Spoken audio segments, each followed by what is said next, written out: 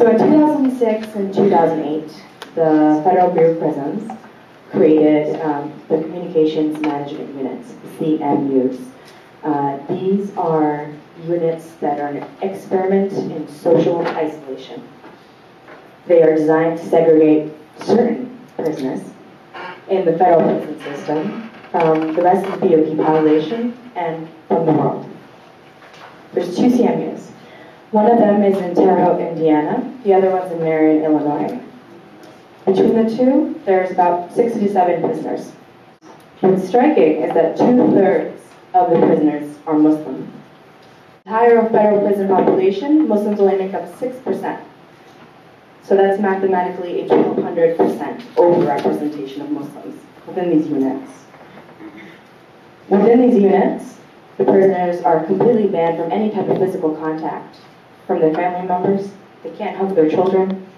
They can't hug their wives. They have 2 15-minute phone calls every week. Sometimes they have to divide that one phone call between 5 members. So you have siblings fighting between each other to tell their dad that they won the science fair. And they get jealous and angry that the older sister spoke too long and now they don't get to talk to their father. They have to wait until later in the week. How do you get sent to the CMU? Well, you have no explanation for your transfer. You're just sent there.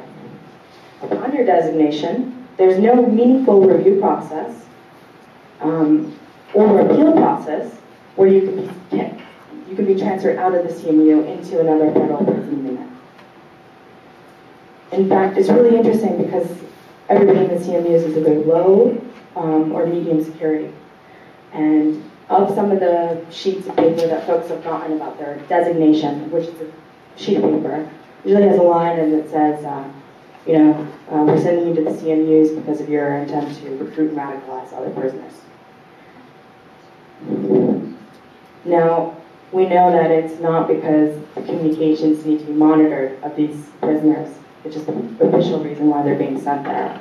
We know that this is political scapegoating, that this is religious and racial profiling, and that a lack of due process keeps these prisoners within these 2 units. So let's take a couple steps back. So in 2006 and 2008, we started to form these units. And then some folks kind of started calling them little gitmos in the US, because there's so many Muslims there. So they're like, oh God, what are we going to do? They picked up some folks and they threw them in to kind of balance things out. Can anybody guess who they were? Environmentalists, who are also suffering from a phenomenon called green scare, which is the expansion of the terrorist label to incorporate their protected activities, and they're being slapped with terrorist-related charges. And so we get the sprinkling of environmentalists and animal rights activists. And not only do we have Muslims, especially from Middle Eastern descent, but we have African American Muslims who have converted during their time in the prison system, or folks that are challenging conditions of confinement, are organizing worship, are filing grievances based on mistreatment, or they're participating in lawful social justice movements. So these are all protected activities that you're allowed to do. And with the complication of due process, of course we're going to see retaliation in terms of you being designated to the CMUs based on your protected religious or political beliefs. So, what happened? Well, CCR, the Center for Constitutional Rights, earlier this year in April, I would say, filed a lawsuit. We wanted to challenge the policies, the practices, and the conditions at the CMUs.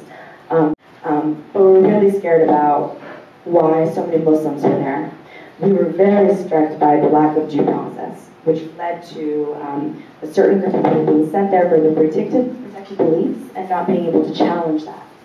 And we also were very concerned by these communications restrictions, which we think are completely unfair and unjustified. And the ramifications that we're seeing on family members, several of which are here today, are quite serious. One other claim that we had raised is that the CMUs, the BOP actually, the Bureau of Prisons, had set up the CMUs without having a period for public comment or public knowledge. In fact, they were set up without any type of input at all. This is against their own rules. And so 1 week after we file a lawsuit, 1 week, they open up the period of public comment. Dun, dun, dun, dun, and I think they kind of expected no one to notice. So thank you for the ones in this room that came together and joined with us, and with many organizations and concerned individuals. We submitted over 900 comments. So they're now reviewing their rule, some provisions of which would even restrict even more the communications that prisoners can have with their families. And they're supposed to come out anytime now and tell us what's going to happen. This is, again, 3 years after they opened up the units. So in addition to flooding the BOP with comments expressing outrage and concerns in June, we've kind of launched a three-pronged effort. One is education and community building, which I think is actually some of the points that Shahid you had brought up earlier, is bringing together the communities that are most affected within the CMUs and getting them to react together. So we're bringing together environmental activists and Muslim activists, and bringing together prisoner rights activists that know all too well how racist the criminal justice system is, and bringing them together with organizations that fight for religious freedoms, and bringing a whole slew of folks together that may not have been conversing about this issue before, but have been saying very similar things, right? Because we're all feeling the attack. And so across the country, I'm starting to organize educational events, which will then serve as an impetus with the help of local groups to start building those type of alliances. In addition, of course, we're pursuing the litigation. They tried to file a motion to dismiss. We responded. They're about to respond to us. This being the government. And the third thing that I think is really interesting that has started to really take up steam, I would say even as of last week, was our legislative advocacy around the issue. Now, there's no piece of legislation. We know that we're dealing with a very, very unpopular subject. We're talking about people who've been convicted already within the federal prison system. However, we are adamantly under the belief that the conditions at the CMUs still warrant some kind of scrutiny. So we're putting pressure on Congress, especially members of Congress that oversee the Bureau of Prisons, through oversight committees, and talking to them, bringing family members of them, saying, these conditions are egregious. There is no due process. We need fair treatment. And we're starting to hear back. So this is a very slow-moving process, but we're getting some type of receptive answers, which is really surprising to us. And it's invigorating. It's bringing us some hope. And through that process, we're empowering families who've actually been, their voices have been completely lost, and their lives have been completely destroyed by the CMUs. And the ability to maintain their family relations is something that's continually complicated every time that the CMUs, they propose even restricting more the ability to communicate, or they move their visiting hours, or they try to hinder the ways in which families are trying to continue their relationships. And so a week ago, we headed to the Hill. We met with some congressional members and their staffers. We started to talk to them. We brought with us a family who has a mother and her 3 daughters, whose her husband and their father is in the CMU. And this family had been so scared about what had happened. They felt that they had been shunned by everybody. They didn't know who to reach out to, how to talk about things. And it was really scary when talking about their father. He had been convicted on a terrorism-related charge. I mean, how do you explain that to someone? How do you get them to care?